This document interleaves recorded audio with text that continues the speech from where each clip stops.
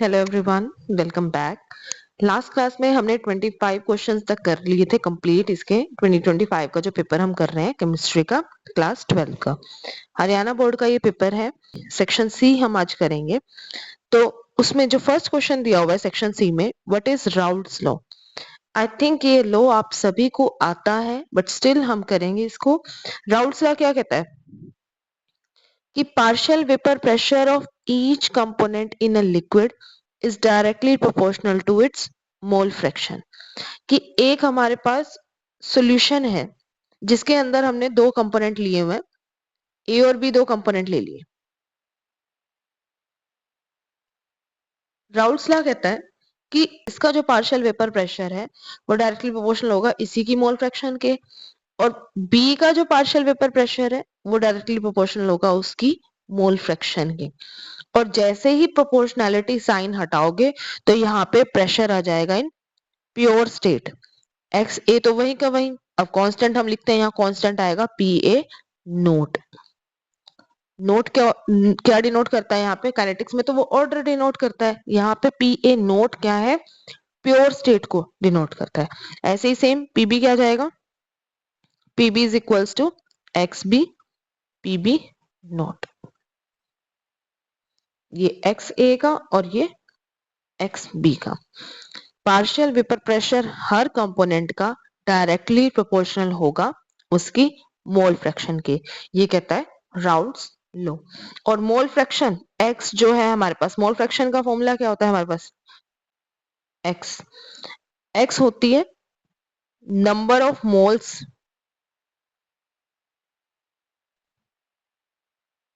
Of first component divided by total moles.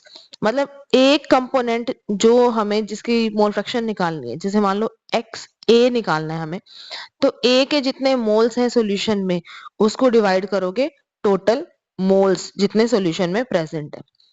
अब देखो X A आ गया हमारे पास N A upon N A plus N B. अब एन नंबर ऑफ मोल्स का फॉर्मूला क्या होता है, given mass divided by molecular mass. ऐसे डिनोमिनेटर में एन ए हो जाएगा given mass divided by molecular mass, sorry हाँ ए एम ए, और एन भी हो जाएगा given mass divided by molecular मास। तो वो हम निकालते हैं मोल फ्रैक्शन। वो हमने सॉल्यूशन चैप्टर में कवर किया हुआ है। इसी का ही सेकंड पार्ट है 6 gram of a non volatile solute when dissolved in 60 gram benzene raises the boiling point of the solution by 1 degree. What is the molecular mass of the solute? अब यहां से boiling point को raise कर रहा है, इससे ही पता चल रहा है ये किसका क्वेश्चन है, एलिवेशन इन बॉइलिंग पॉइंट का। और वैसे भी देखो केबी की आपको वैल्यू दी हुई है। केबी क्या होता है, इबुलियोस्कोपिक कांस्टेंट या फिर मोलल एलिवेशन कांस्टेंट, दो नाम है इसके, ये भी याद रखने हैं क्योंकि 1 मार्कर्स में ये क्वेश्चन भी आया हुआ है प्रीवियस ईयर्स में कि इबुलियोस्कोपिक कांस्टेंट या फिर मोलल एलिवेशन कांस्टेंट का नाम क्या है दूसरा, तो इबोलियोस्कोपिक उसका नाम है या फिर मोलर एलिवेशन कांस्टेंट, दोनों ही नाम आपको याद रखने के भी। और ऐसे ही केएफ का नाम क्या होता है, क्रायोस्कोपिक कांस्टेंट, जो डिप्रेशन इन फ्रीजिंग पॉइंट वाला कांस्टेंट है। अब देखो 6 ग्राम सोल्यूट दिया हुआ है, डेल टीबी की वैल्यू क्या आएगी एलिवेशन इन बॉइलिंग पॉइंट की, के बी इंटू एम। ये फॉर्मूला है हमारा एलिवेशन इन बॉइलिंग पॉइंट का। डेल टीबी यानी elevation in boiling point is equals to KB. KB क्या है, इबुलियोस्कोपिक कांस्टेंट, और एम मोलैलिटी। मोलैलिटी का फॉर्मूला क्या होता है,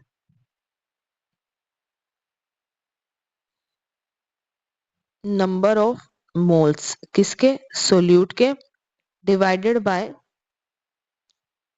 मास ऑफ सॉल्वेंट। सॉल्वेंट का मास किस में लेते हो, किलोग्राम में, ये किलोग्राम में लेना है। अब देखो केबी की वैल्यू है 2.53। नंबर ऑफ मोल्स का फॉर्मूला क्या होता है, गिवन मास, ए हमारे पास सॉल्वेंट होता है, बी हमारे पास, बी से हम डिनोट करते हैं सोल्यूट को जब भी हमारे पास कोई बाइनरी सॉल्यूशन होता है। तो नंबर ऑफ मोल्स का मैंने अभी प्रीवियस क्वेश्चन में ही बताया फॉर्मूला, नंबर ऑफ मोल्स का फॉर्मूला होता है given mass divided by molecular मास। और यहाँ पे हमें क्या लिखना है, मास of solvent in kilogram. Kilogram वाला मास किस में होता है? किलोग्राम वाला मास जो होता है हमारा वो गिवन मास होता है, तो वो भी WA हो जाएगा क्योंकि मॉलिक्यूलर मास के लिए M है और गिवन मास के लिए W। मास हमें यहाँ 60 ग्राम दिया हुआ है, जो सॉल्वेंट का भी मास दिया हुआ है वो ग्राम में दिया हुआ है, तो हमें क्या करना पड़ेगा यहाँ पे 1000 से मल्टीप्लाई न्यूमरेटर में, क्योंकि अगर छोटी क्वांटिटी को बड़ी क्वांटिटी में कन्वर्ट करते हो, ग्राम को किलोग्राम में कन्वर्ट करते हो, तो उसे 1000 से डिवाइड करना पड़ेगा, और डिवाइड किया है तो वो कहाँ चला जाएगा? ऑब्वियस सी बात है, न्यूमरेटर में चला जाएगा, तो सिंपल मैथमेटिक्स है। डेल टीबी है 1, केबी की वैल्यू है हमारी 2.53, डब्ल्यू बी हमारा है 6, साथ में क्या आएगा 1000, डिनोमिनेटर में क्या आएगा डब्ल्यू ए, हमारे पास कितना है 60, और एम बी हमें कैलकुलेट करना है, तो यहां से आप इसको सॉल्व करोगे, 0 से 0 कैंसिल, 6 से 6 कैंसिल, पॉइंट हटा दोगे इसका तो 100 कैंसिल, तो इसका एम बी की वैल्यू क्या आ जाएगी 253 ग्राम पर मोल, ये इसकी वैल्यू आ जाएगी। एक बार फिर से करते हैं क्वेश्चन। डेल टीबी हमारे पास है के बी इंटू एम, एम क्या होती है मोलैलिटी, डेल टीबी क्या आ जाएगा के बी, एम की वैल्यू नंबर ऑफ मोल्स इसके सोल्यूट के divided by mass of solvent in kilogram. ये हमारे पास हो गया डेल टीबी का फॉर्मूला कंप्लीट, मोलैलिटी का फॉर्मूला हमने लिख लिया। अब मोलैलिटी क्या होती है? Number of moles of solute divided by mass of solvent in kilogram. Number of moles होते हैं given mass divided bye molecular mass, और मास of solvent in kilogram gram में दिया हुआ है, ये देखो क्वेश्चन में यहाँ पे देखो 60 ग्राम दिया हुआ है, तो ऊपर क्या करोगे 1000 से मल्टीप्लाई। जब भी आपके पास कोई बाइनरी सॉल्यूशन है WA, मतलब A हम लेते हैं सॉल्वेंट को डिनोट करने के लिए और B सबस्क्रिप्ट हम लेते हैं सोल्यूट को डिनोट करने के लिए। अब यहाँ पे जो जो वैल्यूज दी हुई हैं वो रख लेते हैं सारी। हमारे पास K भी दिया हुआ है 2.53, डेल टी भी दिया हुआ है 1, साथ में डब्ल्यू बी दिया हुआ है 6 इंटू 1000, एम बी तो निकालना ही है मॉलिक्यूलर मास ऑफ सोल्यूट, और डब्ल्यू ए दिया हुआ है 60, 0 से 0 कैंसिल, 6 से 6 कैंसिल, पॉइंट हटाओगे नीचे आएगा 100, और उस 100 से क्या कैंसिल हो जाएगा ये ऊपर वाला 100, तो एम बी की वैल्यू कितनी आ गई हमारे पास 253, और इसका यूनिट क्या लिखोगे ग्राम पर मोल। ठीक है, यूनिट हो जाएगा इसका ग्राम पर मोल, या सिंपली यू भी लिख सकते हैं, वो एटॉमिक मास के लिए यूज होता है, बट यहाँ पे आप लिखोगे ग्राम पर मोल। उसके बाद है कोलिजन फ्रीक्वेंसी क्या होती है? कोलिजन फ्रीक्वेंसी हमें बतानी है, हाफ लाइफ पीरियड बताना है, रेट लो बताना है। कोलिजन फ्रीक्वेंसी क्या होती है? Number of collisions taking place between the reactant molecules पर सेकेंड। नंबर ऑफ कोलिजन्स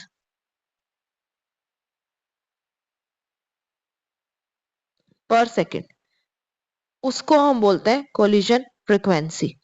ठीक है, और इसमें जितना टेम्परेचर होता जाएगा इंक्रीज, उतनी ही कोलिजन फ्रीक्वेंसी की वैल्यू इंक्रीज होती जाएगी, क्योंकि जैसे ही टेम्परेचर इंक्रीज करोगे काइनेटिक एनर्जी मॉलिक्यूल्स की इंक्रीज होगी, एज अ रिजल्ट वो बहुत ज्यादा कोलिजन्स करेंगे, और कोलिजन्स पर सेकंड इंक्रीज होंगी तो कोलिजन फ्रीक्वेंसी भी इंक्रीज हो जाएगी। तो Z is directly proportional to under root T. Z होता है सिंबल, इसको रिप्रेजेंट करने के लिए कोलिजन फ्रीक्वेंसी को हम Z से रिप्रेजेंट करते हैं, जैसे हम मोलैलिटी को M से, स्मॉल m से रिप्रेजेंट करते हैं, डिनोट करते हैं, ऐसे हम कोलिजन फ्रीक्वेंसी को कैपिटल Z से रिप्रेजेंट करते हैं। Z भी बोल सकते हैं इसको, Z भी, जैसे हम नॉर्मली Z बोलते हैं इसको। सेकेंड पार्ट है इसमें half life period. Half life period क्या होता है? वो टाइम जिस पे कंसंट्रेशन जो रिएक्टेंट की है, concentration of reactant becomes half of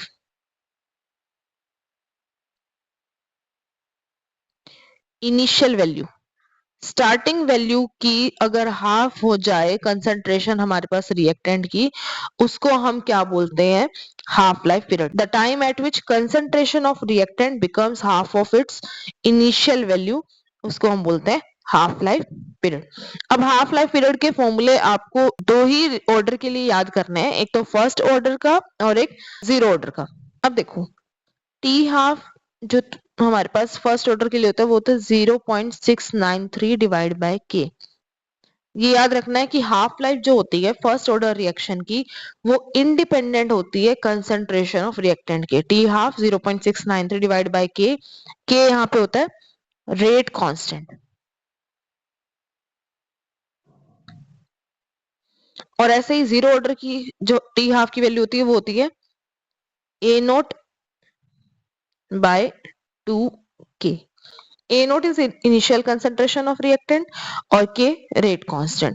तो जीरो ऑर्डर की तो कंसंट्रेशन मतलब हाफ लाइफ पीरियड डिपेंड करती है इनिशियल कंसंट्रेशन ऑफ रिएक्टेंट पे, लेकिन फर्स्ट ऑर्डर रिएक्शन के लिए हाफ लाइफ कंसंट्रेशन पे डिपेंड नहीं करती, it is independent of concentration of reactant.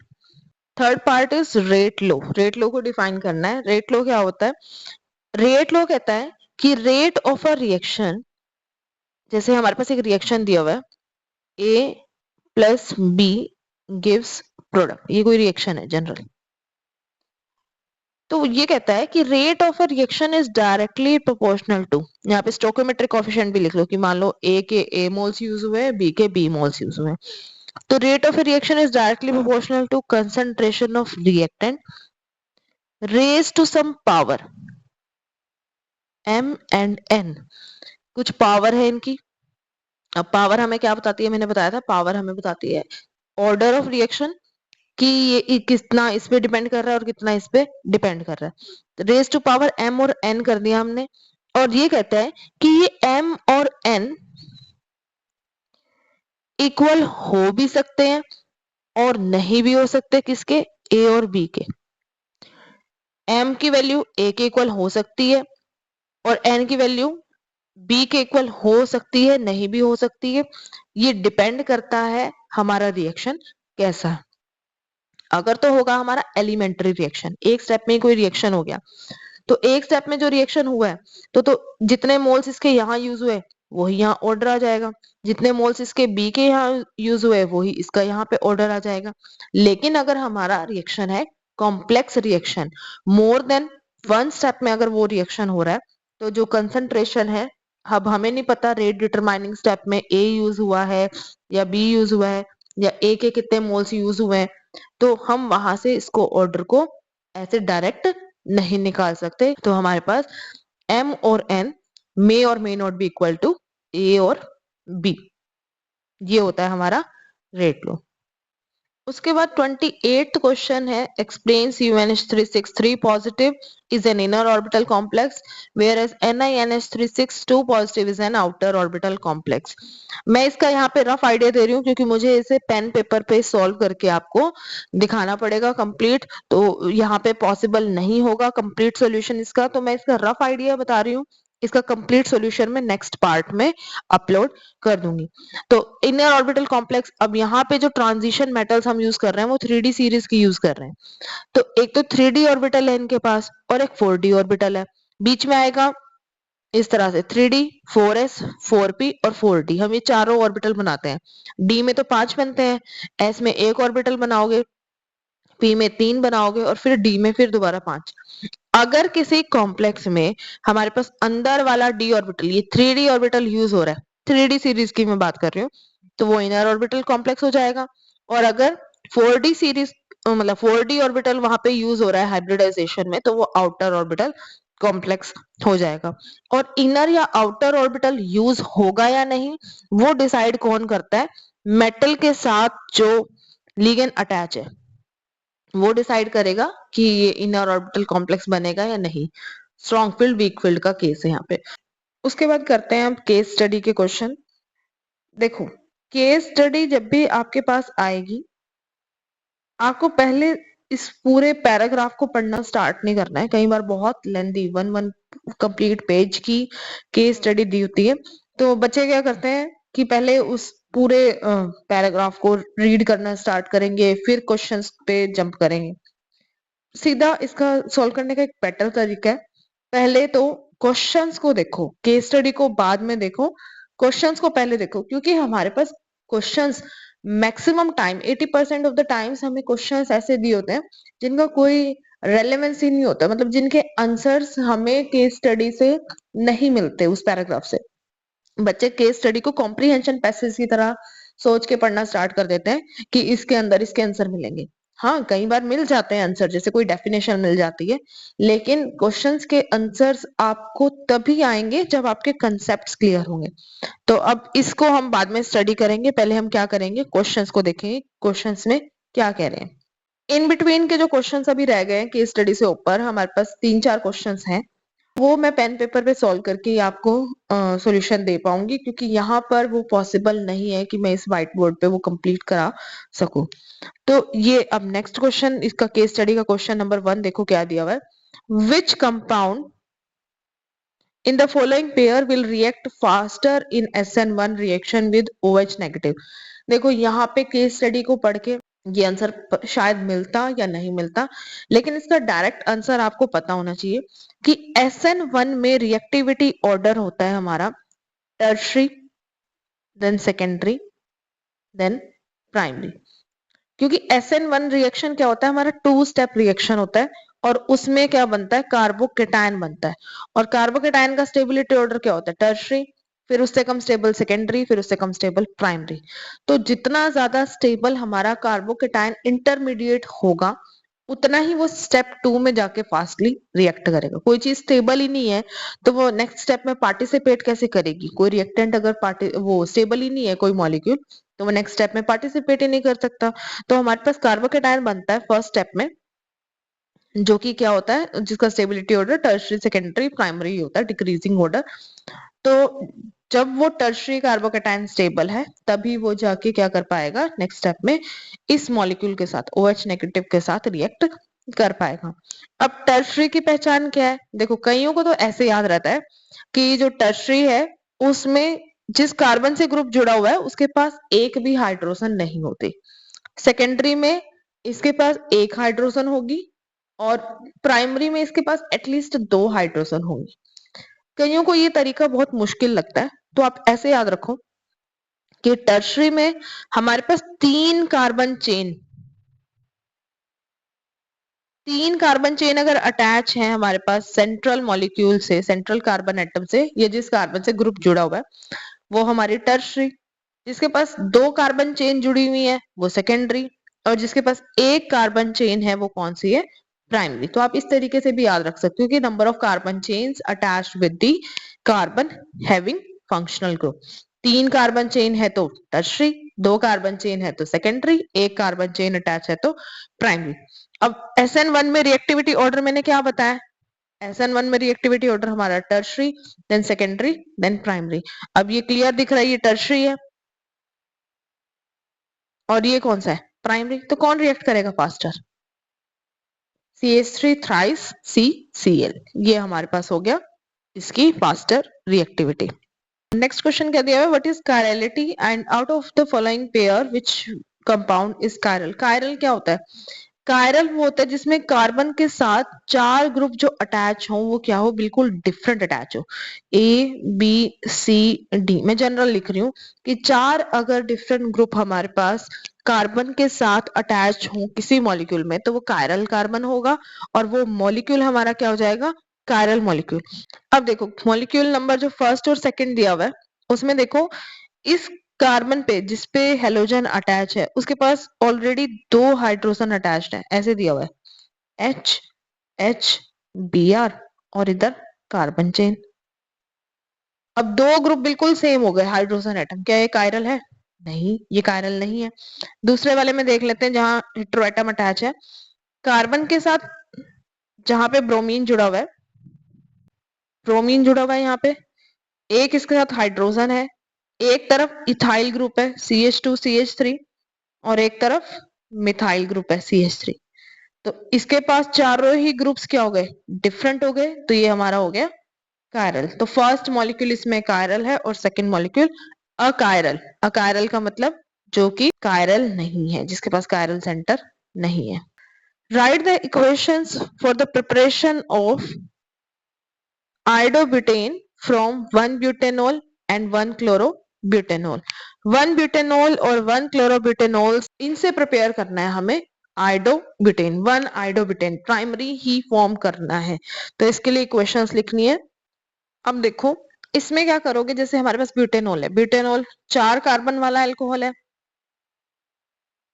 C4H9OH, 4 carbon वाला अल्कोहल, उसमें हम ऐड कर दें अगर Br2 और साथ में PbR3 ऐड करते हैं, तो हमारे पास पहले तो बन जाएगा ब्रोमोब्यूटेन, C4H9Br, ब्रोमोब्यूटेन बन जाएगा।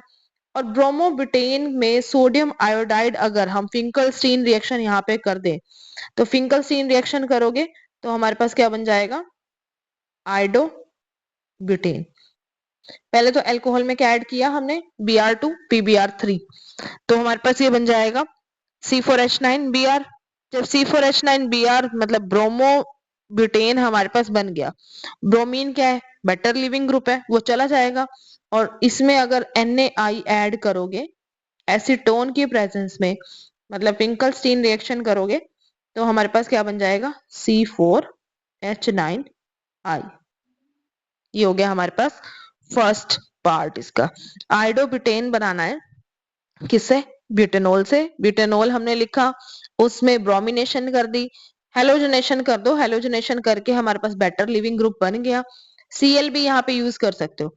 और NaI जब इसमें ऐड करोगे एसीटोन की प्रेजेंस में, तो हमारे पास आयोडोब्यूटेन बन जाएगा, फिंकलस्टीन रिएक्शन हमारे पास हो जाएगा।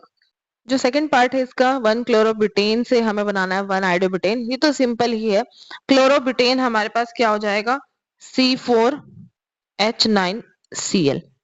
इसमें तो अब डायरेक्ट हेलोजन मॉलिक्यूल प्रेजेंट है, हेलोजन एटम।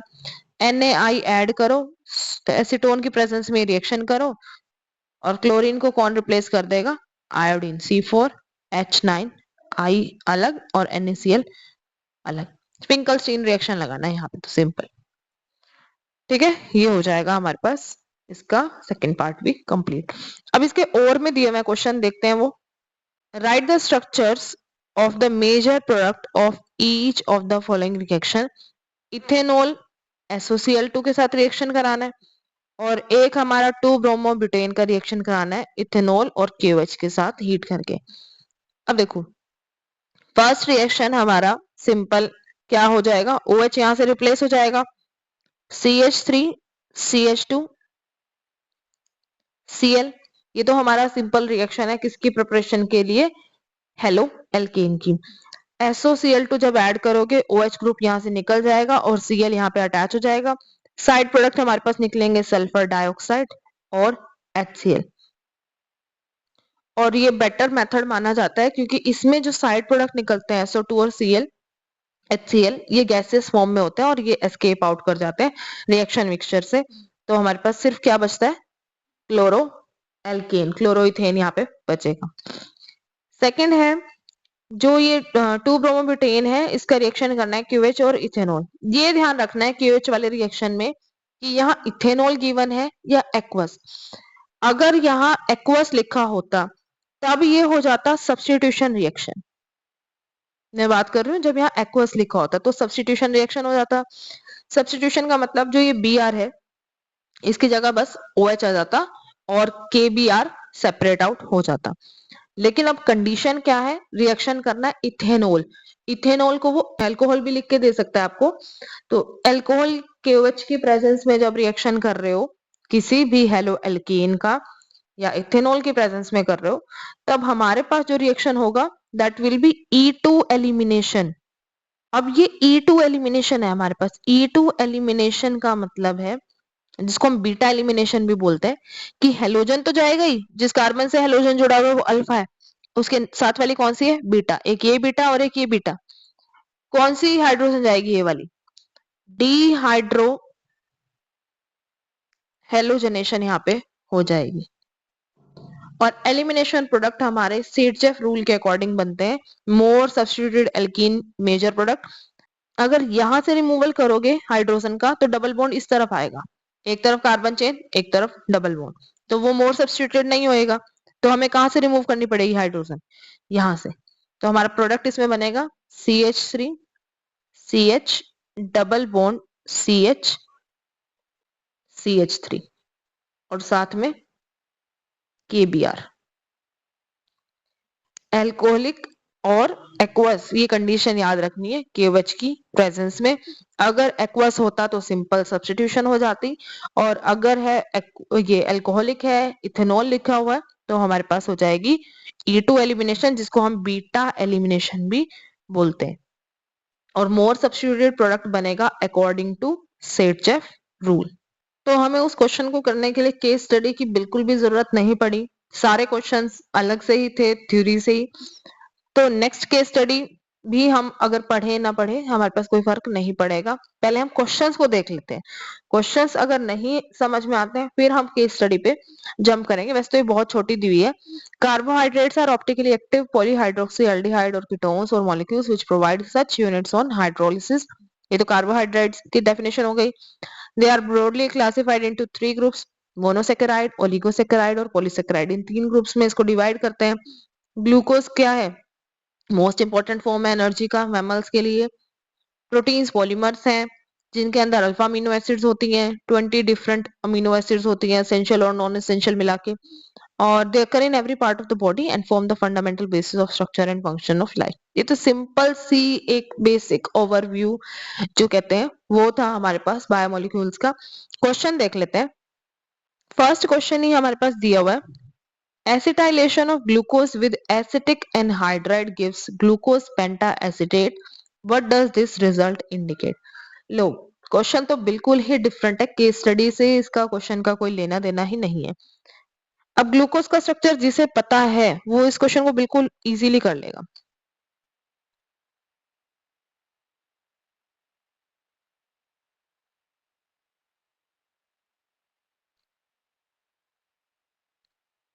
ये हमारे पास है ग्लूकोज का सिंपल स्ट्रक्चर, क्योंकि मुझे रिएक्शन के लिए लिखना है। रिएक्शंस में आप ग्लूकोज के स्ट्रक्चर को ऐसे ही लिखोगे, जो बीच के 4 कार्बन है उनको कंडेंस करके लिख दोगे। CHOH 4 है, सबसे ऊपर CHO ग्रुप, सबसे नीचे CH2OH। जो ऑक्सीडाइज पार्ट होता है उसको ऊपर रखना है, रिड्यूस्ड पार्ट को नीचे रखना है। अब वो कह रहा है इसकी मैं रिएक्शन अगर करता हूं एसिटिक एनहाइड्राइड से, एसिटिक एनहाइड्राइड होता है CH3CO CO CH3, ये एसिटिक एनहाइड्राइड है। वो कह रहे हैं जब मैं इसके साथ रिएक्शन करता हूं तो मेरे पास मिलता है पेंटा एसिटेट। पेंटा एसिटेट बनने का मतलब है CHO CHO CO CH3, OH की जगह क्या आ जाएगा OCO CH3। कितने, 4 4 है, ये 4। और ये यहाँ पे भी OH ग्रुप तो यहाँ पे भी है CH2OCO CH3। पेंटा एसिटेट ऐसे बन सकता है इसमें।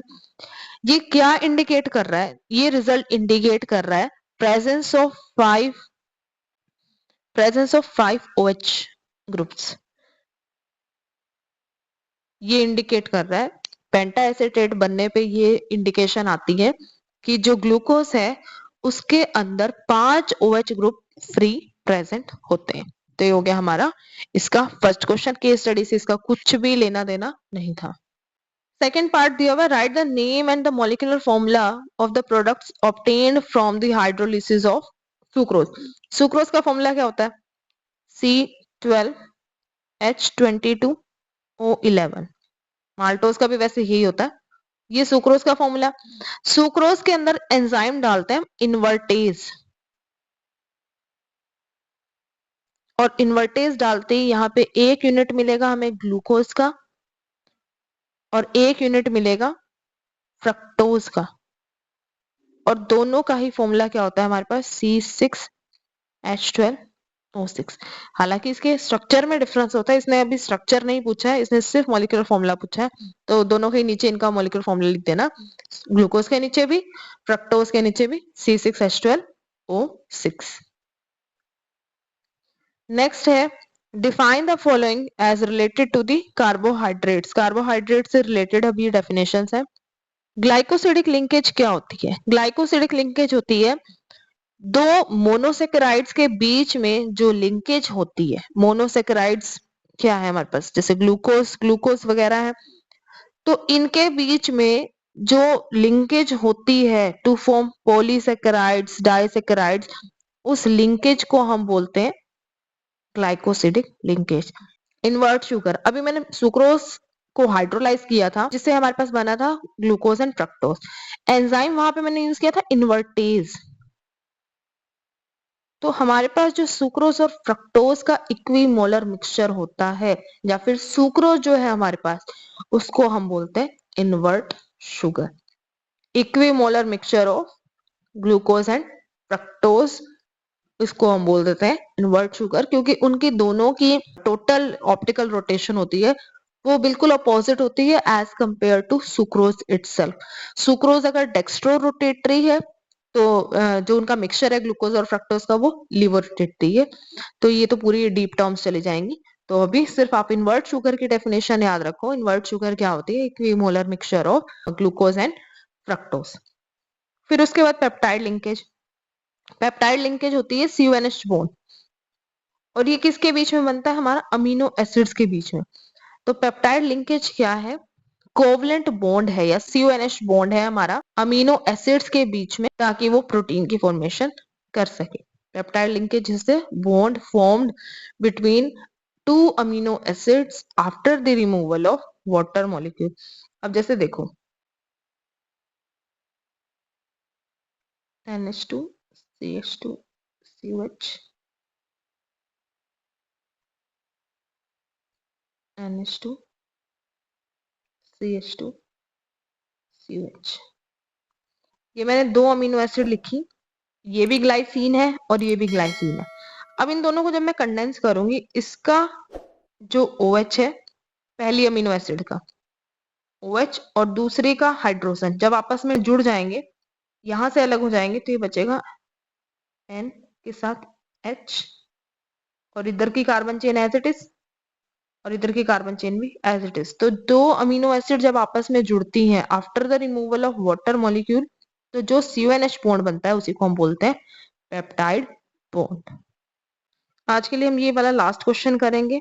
एसेंशियल अमीनो एसिड्स क्या होती हैं? वो अमीनो एसिड्स जो हमारी बॉडी खुद सिंथेसाइज नहीं कर सकती, हमें वो अपनी डाइट में ही लेनी पड़ती हैं।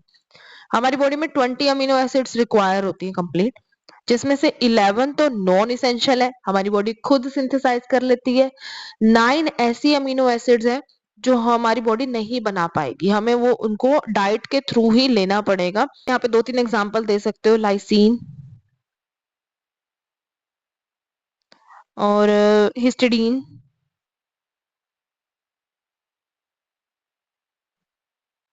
फिर उसके बाद ल्यूसीन, आइसोल्यूसीन, आइसोल्यूसीन, एक हो जाएगी वेलिन। तो ये 4-5 एग्जांपल याद रख सकते हो, लाइसीन, ल्यूसीन, आइसोल्यूसीन,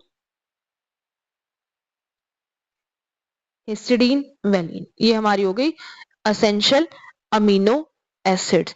और जो हमारी नॉन एसेंशियल अमीनो एसिड्स हैं वो हमारी बॉडी खुद ही बना लेती है। उसमें जैसे हमारे पास सिस्टीन, ग्लाइसीन, यहाँ लाइसीन है वहां ग्लाइसीन है, और प्रोलीन, सेरीन, ये हमारी नॉन एसेंशियल अमीनो एसिड्स हैं। आप इनके एग्जांपल्स एक जगह अपने पास लिख लें, नोट कर लें, और इनके 4-4 5-5 एग्जांपल्स याद कर लें। तो आज की क्लास में इतना ही, बहुत ज्यादा ये भी लेंदी हो गई है वीडियो, फर्स्ट वीडियो की तरह ही। जो क्वेश्चंस रह गए अब इसके, वो हम पेन पेपर सॉल्व मेथड से ही करेंगे, इस पे वो पॉसिबल नहीं हो पाएगा। तो आज के लिए इतना ही। आई होप आपको समझ आ रहे हैं क्वेश्चंस। आप अपने डाउट्स कमेंट्स में शेयर कर सकते हैं हमारे पास। वीडियो को पूरा देखें, लाइक करें, शेयर करें और चैनल को सब्सक्राइब करना ना भूलें। Thank you so much, have a nice day.